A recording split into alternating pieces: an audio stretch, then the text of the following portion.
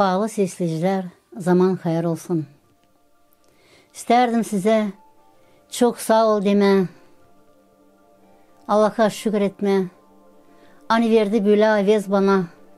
Da ben o laflarını anlatıyorum size. Sevinirim hani seslersiniz. Çoğu telefon açar, söyler hani beğenermiş, seslermiş. Çoğu der ağlayarım sesler kana. Ben şükür edeyim Allah'a. Bunlar sayı o dostoyn metini bizden kabul etme. İsterim iyi sözleme sizi. Allah sizi iyi sözlesin. Toprağımıza barışmalık versin, uygunluk versin. Onuştan da bir isterdim söyleme. Bana sıra geldi bugünlerde insanla çok laf etme. Telefonda öyle buluşma.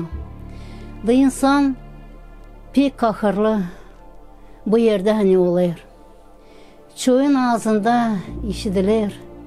Hani o padişahı kabul ettiler, bu padişahı kabul ettiler. Ben isterim söyleme. Allah'ın lafında yazılı böyle. Dua ediniz. Sizi kim kullanır bu toprakta? Ben isterim söyleme bir örnek. Allah'ın lafında yazılı var bir kasaba Nineviye.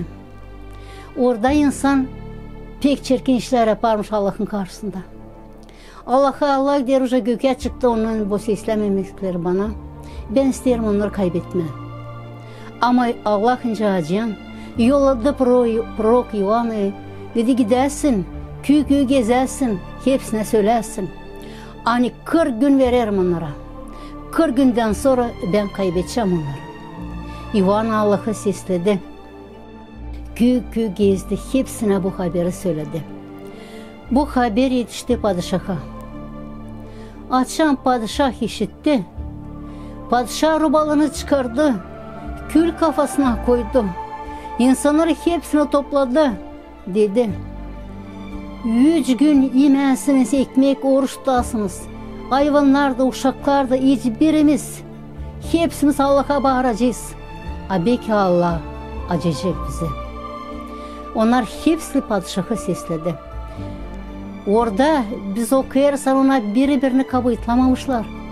İnsan çek etmemiş bağırma padişaha sen kabul etlisin. Senin beterine Allah bizi kaybedecek.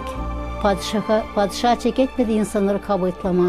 Sizin beterinize siz seslemediniz Allah'a Allah bizi kaybedecek. Bu iş olmadı. Hepsi Allah'a bağırdı. Oruç tuttu. Allah'ın onlara canı acıdı. Öfkesini onlardan aldı. Da Yuvan'a dedi. Gördün mü? Ne sonlar yiyildiler. Beni seslediler.